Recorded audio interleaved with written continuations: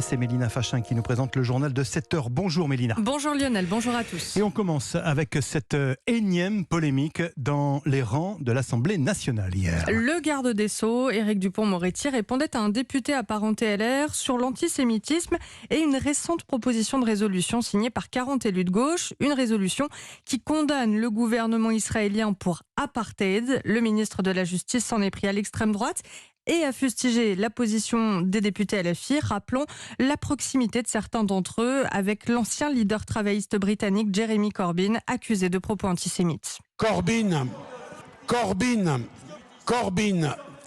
l'apartheid, les mots que vous avez choisis pour commenter le discours du président de la République. Ces mots-là vous collent à la peau. Bon, mes chers collègues... Les députés insoumis quittent alors temporairement l'hémicycle, indignés. À leur retour, le chef du groupe socialiste Boris Vallaud juge malvenue cette attaque d'Éric Dupond-Moretti. Elisabeth Borne, la première ministre, lui répond. Je pense que vous-même, monsieur le député, vous avez eu l'occasion de réagir à une proposition de résolution portée par un autre groupe au sein de votre intergroupe. Donc je pense que les choses sont claires, qu'elles méritent d'être dites. Nous ne faisons aucun procès d'intention. Nous savons que vous êtes des républicains et que vous défendez, comme nous, la lutte contre l'antisémitisme. Mais ça n'est pas le cas de tout le monde sur ces bancs. Ce qui n'a évidemment pas calmé les esprits. Plusieurs députés insoumis ont jugé indigne d'être qualifiés ainsi d'antisémites. Notez que Adrien Quatennens, un député insoumis du Nord, sera notre invité tout à l'heure à 8h15. C'est l'un des signataires de cette proposition de résolution sur Israël. Il s'expliquera sur sa démarche. Au Sénat cette nuit, le second volet des mesures en soutien au pouvoir d'achat a été adopté en première lecture. Le budget rectifié pour 2022 prévoit notamment la poursuite du bouclier tarifaire sur le gaz et de la remise sur le carburant qui passera, on le rappelle, de 18 à 30 centimes par litre en septembre. L'actualité de ce mercredi, c'est aussi le pic de la 3e canicule depuis le début de l'été. On attend, Valérie le disait il y a quelques instants, 40 degrés par endroit dans le sud-ouest. Par ailleurs, 26 départements sont en vigilance orange dans la moitié est de la France, du Bas-Rhin à la Haute-Garonne en passant par le Vaucluse.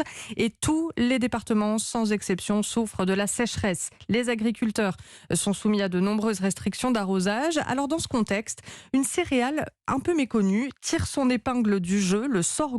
Reportage de Thibaut Hu dans une exploitation des Yvelines. Sous les pieds de Thierry Maillet, la terre craque, asséchée par la canicule. Pourtant, devant lui, son champ de sorgho, une céréale voisine du maïs, est en pleine forme. C'est une plante qui pousse beaucoup en Afrique, donc dans conditions un peu sèches, un peu hostiles, ce qui fait qu'elle économise plus. Et puis c'est une plante qui est beaucoup plus courte qu'un maïs. On peut économiser raisonnablement, je pense, 20-25% d'eau. Et lors des dernières chaleurs, l'exploitant en chemise bleue et blanche a vu la différence. 2020, il avait fait chaud à un moment donné, et donc le maïs avait peiné de la sécheresse. Mais bon, il y avait 20-25% de rendement en plus en sorgho. Et cet agriculteur n'est pas le seul à avoir été séduit par le côté très économe de la plante. Il y a des gens qui faisaient du maïs et qui ont passé une partie de leur surface en sorgho. Comme ça leur fait mettre moins d'eau. C'est aussi moins d'électricité et surtout en ce moment que les coûts sont exorbitants. La céréale qui demande aussi très peu d'engrais et de pesticides rencontre un grand succès. En Europe, les surfaces consacrées au sorgho ont augmenté de 20% en 2020 et Thierry Maillet n'est pas surpris. Si le changement climatique se confirme, je pense que ça a toute sa place. Il peut y avoir des hectares de maïs qui basculeront en sorgho. Pourtant, l'agriculteur le rappelle, le sorgho ne pourra pas remplacer le maïs, imbattable sur ses rendements, du moins quand il est irrigué. Reportage de Thibaut Hu pour Europe 1. 7h05 sur Europe 1. L'étranger Nancy Pelosi n'a finalement donc pas cédé aux menaces de la Chine. Elle s'est bel et bien rendue à Taïwan. La présidente démocrate de la Chambre américaine des représentants est arrivée hier soir sur l'île, revendiquée par Pékin. Elle y a rencontré ce matin la présidente taïwanaise. Quand vous avez dit que je suis une bonne amie de Taïwan, je prends cela comme un grand compliment. Mais je l'ai reçu au nom de mes collègues.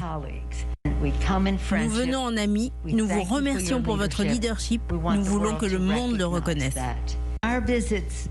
Nos visites dans les délégations du Congrès ont 3 objectifs.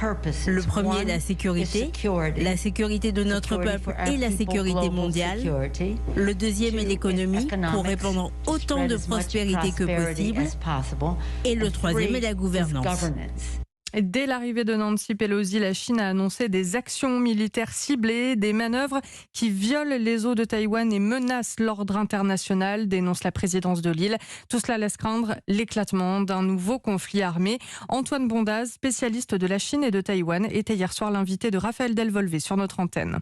Alors, on peut faire un parallèle évident entre la Russie et la Chine, dans le sens où dans les deux cas, il y a des prétentions territoriales et la volonté de prendre le contrôle de territoires qui sont en dehors aujourd'hui, que ce soit de la Fédération de Russie ou de la République populaire de Chine.